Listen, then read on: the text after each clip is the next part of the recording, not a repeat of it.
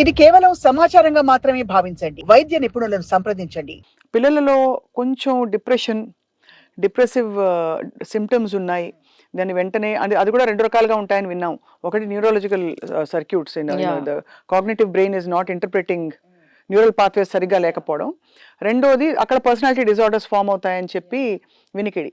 అది ఎలా ఐడెంటిఫై చేయాలి మ్యామ్?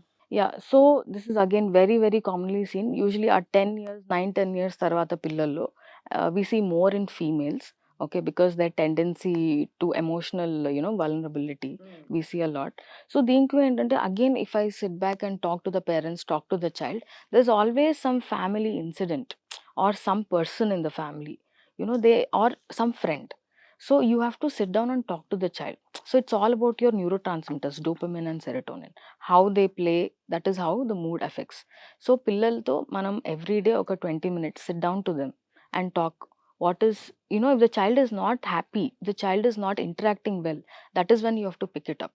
చదవడం కాదు, పాప ఎందుకు సరిగా యాక్టివ్గా లేదు, డల్గా ఉంటుంది అన్నప్పుడు మదర్ కొంచెం టైం స్పెండ్ చేసి కూర్చొని, what activities did you do, what is happening with you, మనం ఆ ర్యాపో అనేది బిల్డ్ చేసుకుంటే they will start telling you all the incidents, what is happening, what is disturbing them, and you have to provide them the solution or what the perspective of that situation. Child చాలా anger issues ఉండి విపరీతంగా anger వచ్చినప్పుడు almost ఒక different person లాగా మారిపోయేంత కోపం, పళ్ళు బిగబట్టేసి పిడికిలు బిగించేసి చేయడం అన్నది అది ఎలాంటి, ఇస్ ఇట్ రెడ్ ఫ్లాగ్ అండి? Yeah, definitely. See, if it is happens once in a while, that's okay. But usually, pillalu, they are like a canvas. They copy the behaviors from parents or movies or some surroundings. First of all, you should identify where it is coming from. Is anybody in the family being aggressive like that? First thing, you have to change that.